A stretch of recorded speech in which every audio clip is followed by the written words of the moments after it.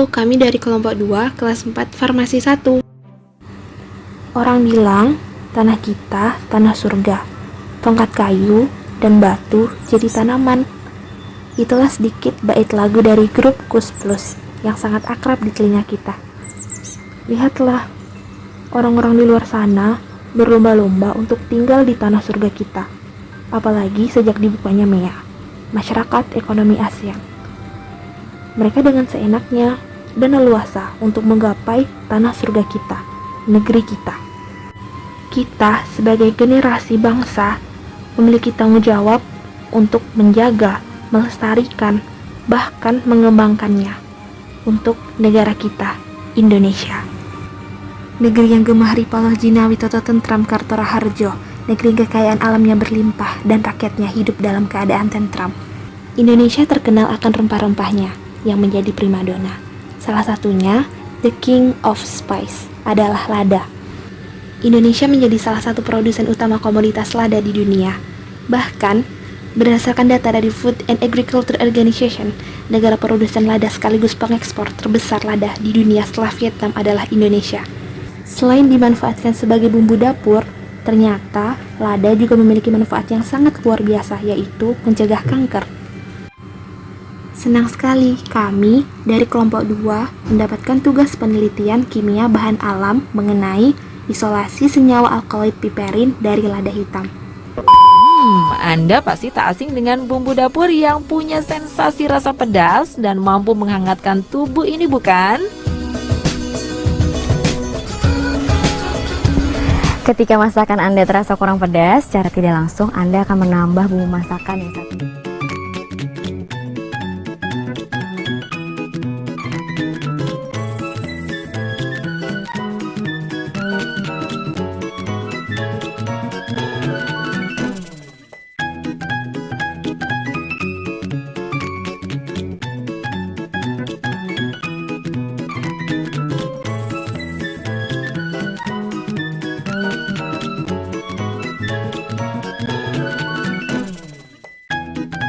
Assalamualaikum warahmatullahi wabarakatuh. Kami dari kelompok 2 yang beranggotakan. Halo, saya Rizda Maulia, BP 19160036. Hai, saya Dewi Sindari, BP 19160011. Halo, nama saya Rizky Maharani, BP 19160031.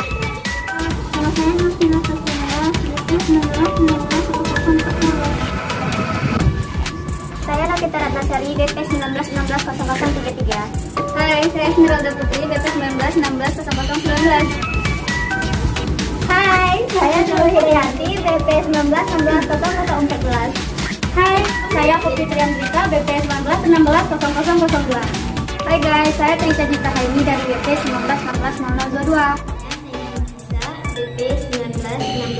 Kami akan melakukan isolasi senyawa alkaloid piperin dari lada hitam Pipernicum L. piperaceae. Selamat menyaksikan! Sampel yang telah kering dan digerus halus kita timbang sebanyak 50 gram.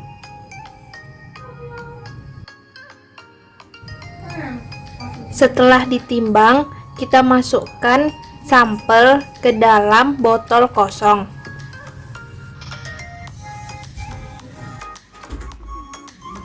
Selanjutnya, kita siapkan pelarut metanol sebanyak 200 ml.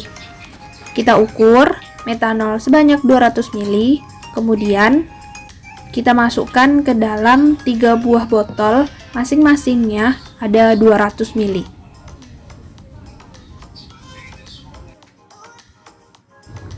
Selanjutnya, masukkan metanol ke dalam botol yang telah berisi sampel tadi.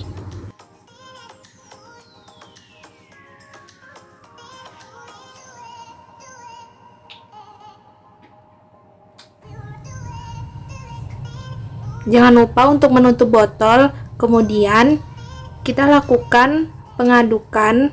Pengadukan kita lakukan sesering mungkin hingga maserasi terjadi sempurna. Hindari paparan cahaya langsung, tunggu 23 jam.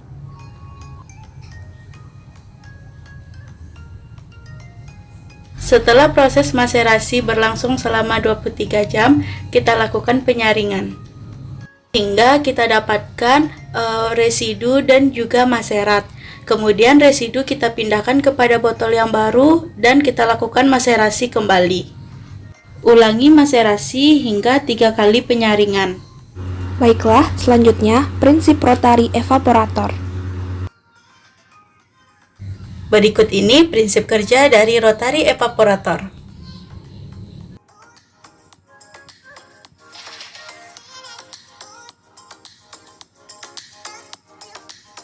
Selanjutnya, komponen alat dan fungsi. Yang pertama, hot plate dengan fungsi sebagai berikut. Yang kedua, water bath. Lalu yang ketiga yaitu ujung rotor sampel. Yang keempat, lubang kondensor. Yang kelima yaitu kondensor. Dan yang keenam merupakan lubang kondensor atau cerat. Yang ketujuh, labu alas bulat penampung. Dan yang ke-8 yaitu ujung rotor penampung.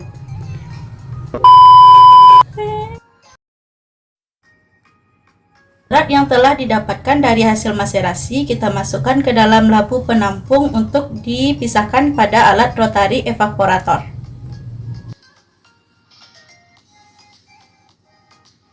Labu penampung sampel yang telah berisi maserat kita pasangkan kepada ujung pemutar pada rotari. Lalu kita jepit dengan penjepit hingga kita dengar suara klik yang membuktikan bahwa alat sudah terlekat erat dengan labu penampung maserat. Saat telah terpasang kuat, kita juga dapat membukanya kembali dengan memegang penjepitnya lalu ditarik. Dan ini kita cobakan lagi untuk memasangnya dan ditarik untuk melepaskannya. Setelah botol terpasang kuat, lalu kita turunkan. Kita tekan tombol yang ada di sebelah kiri kita hingga terendam labu maseratnya, terendam sampai batas pelarut. Lalu tombol kita tekan untuk memulai proses rotari. Sehingga labu penampung pun akan berputar untuk melakukan proses pemisahan antara pelarut dengan ekstrak.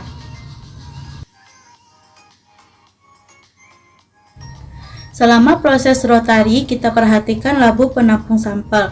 Jika terdapat gelembung di dalamnya, maka kita dapat membuka cerat untuk mengeluarkan udara yang ada pada penampung sampel tersebut.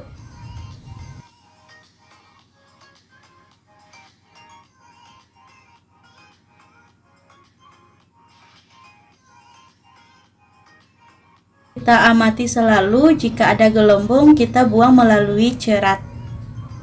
Setelah proses pemisahan selesai, didapatkanlah ekstrak dari piperin dan kita timbang, lalu kita catat. Kemudian ekstrak yang didapat kita pindahkan ke dalam botol.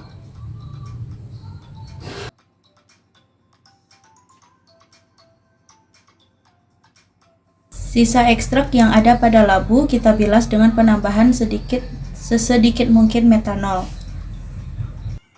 Kemudian ke dalam ekstrak kita tambahkan 10 ml KOH 10% dalam metanol. Lalu kita tutup dengan aluminium foil dan kita beri lubang.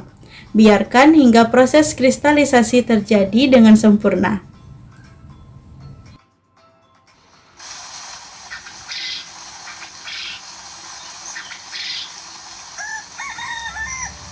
Saat kristal sudah terbentuk, kita saring dengan menggunakan kertas saring. Proses rekristalisasi. Setelah dilakukan proses kristalisasi, didapatkan kristal piperin seperti pada vial berikut ini. Lalu dengan menambahkan pelarut etil asetat. Selanjutnya kita tambah etil asetat dan N-heksan ke kristal yang sudah terbentuk. Kita panaskan di dalam water bath sampai terbentuknya kabut. Lakukan hingga mendapatkan kristal murni. Baiklah teman-teman, selanjutnya kita akan melakukan pembuatan eluen 5 mili dengan perbandingan 3:2. N-heksan dengan perbandingan 3, kemudian etil asetat dengan perbandingan 2.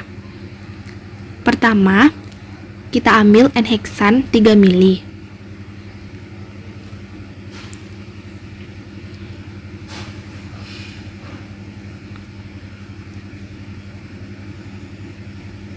Selanjutnya, kita masukkan ke dalam chamber. Nah, yang kedua, kita ambil etil asetat sebanyak 2 mili. Lalu, kita masukkan ke dalam chamber. Ambil sedikit kristal piperin lalu larutkan di dalam metanol sebagai sampel uji. Masukkan fase gerak ke dalam chamber, beri penyangga dan tutup chamber. Sebelum kita memulai proses KLT, bersihkan terlebih dahulu tempat kita bekerja dengan metanol. Proses pemotongan KLT sebaiknya dilakukan di atas kaca plat KLT-nya dan diukur dengan ukuran 1 cm x 5 cm.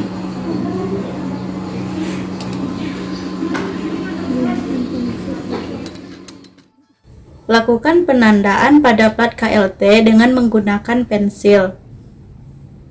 Proses pengukuran dan pemotongan plat KLT kita lakukan dengan posisi terbalik agar tidak mengotori silika gel atau yang berwarna putih di bagian depan. Lalu, pemotongan kita lakukan dengan menggunakan cutter. Setelah didapatkan ukuran plat KLT, lalu kita buat garis awal dan garis akhir yang berjarak 0,5 dari ujung plat KLT. Kita buat 2 di bawah 1 dan di atas 1. Kita berikan 1 spot untuk meneteskan sampel pada spot dan kita lakukan proses elusi. Setelah mencapai batas atas, keluarkan plat dari dalam chamber dan kita kering anginkan. Setelah kering, plat KLT kita amati di bawah sinar UV dengan panjang gelombang 254 nanometer. Lalu kita amati di bawah sinar UV. Lalu kita berikan pereaksi warna drag and drop untuk melihat sampel piperin. Lalu akan terlihat noda berwarna kuning yang menandakan adanya sampel piperin. Setelah plat KLT kering, kita beri tanda pada noda dan kita ukur dengan menggunakan penggaris. Didapatkan hasil pengukuran yaitu 1,4, lalu kita hitung nilai RF-nya.